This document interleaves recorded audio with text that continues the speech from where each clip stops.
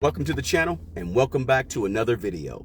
In this video, I want to spend some time giving you guys 8 things that you have to do every single time you get paid, no matter what. My name is Eric and I manage and run smartmoneybro.com, which is a website where I write a blog helping ordinary people like me and you be extraordinary with our money. Please do me a favor. If you're stopping by the channel for the first time, please consider subscribing to the channel and liking the video. Those things help the algorithm and they really help the channel grow. So let me just give you a little bit of background about my story. When me and my wife first got married 20 years ago, we had basically a negative $50,000 net loss.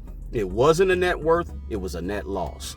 And over the next 20 years, we developed some really good habits with money. And those really good habits with money helped us turn our situation around. Now we have a multiple 6-figure net worth. And this is how we did it with these 8 things that we do every time we get paid. We've had jobs. We weren't big time entrepreneurs. I had some side gigs, and I talk about that on other videos. The eBay store that helped pay my daughter's way through college netted me over, not netted, but it grossed me over $100,000 in a matter of 6 years to help pay for her college.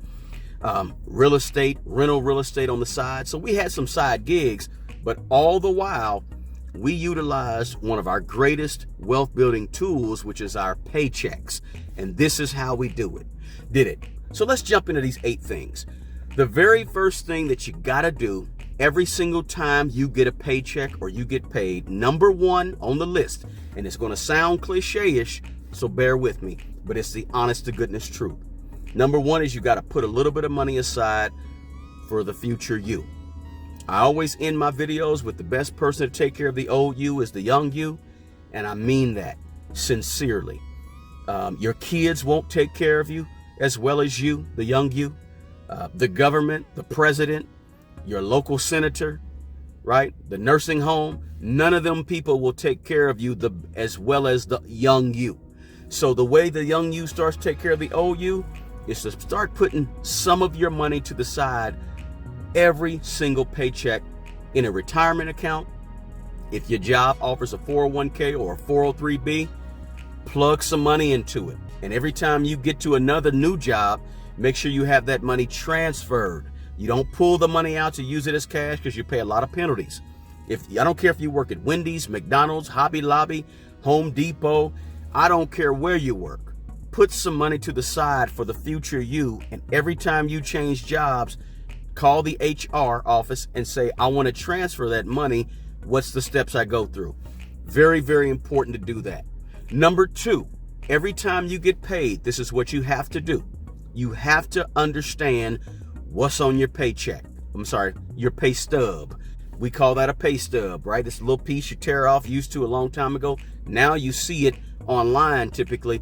You got to know how much you're paying towards Social Security, which is OASDI on your check stub.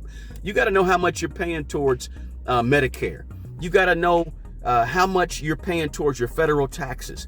I talk to some people sometime and I say, well, how many withholdings do you have? And they don't remember. If it's 1 or 2 or 10, they don't know.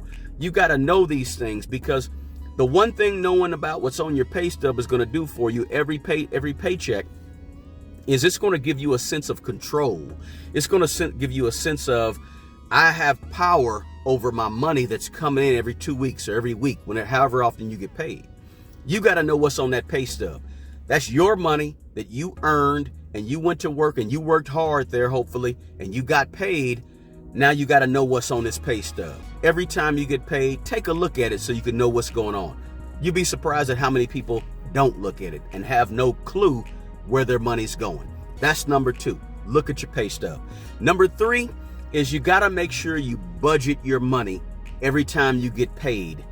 Another way of controlling your money. And you want to be in control, because when you're in control with your money, you're empowered with your money.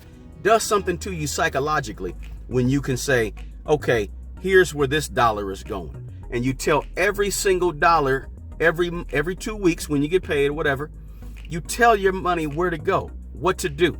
So you're in control. You say, look, $150 is going to go to my cell phone. I'm putting that to my cell phone. This amount is going to food. This amount you're telling your money to do. Now, you know you have to do that. You've got to pay those bills, right? But just the psychological strength or power that it gives you to know, look, I'm telling my money where to go and what to do. That's huge. So number 3 is you got to budget your money. Number 4, you got to obviously pay your needs. You got to figure out what's a want, and you got to figure out what's a need, and you got to have the discipline to stick with it. Pay your needs first. When you make that budget, you put the things you need on there.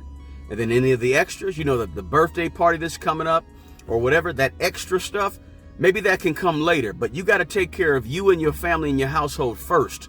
So you got it. Number 4 is you got to take care of your needs first. Figure out what they are and make them a priority. Okay, so number 5, you got to put a little bit towards your emergency. So in other words, you've got to have, I always like to start off with $1,000. There's a lot of people that don't have $1,000. If something goes wrong, they're just out of luck, right?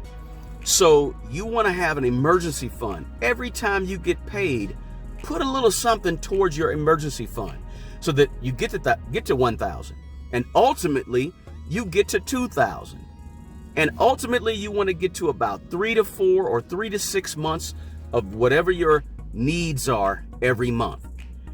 Whatever those needs are, add up what they are.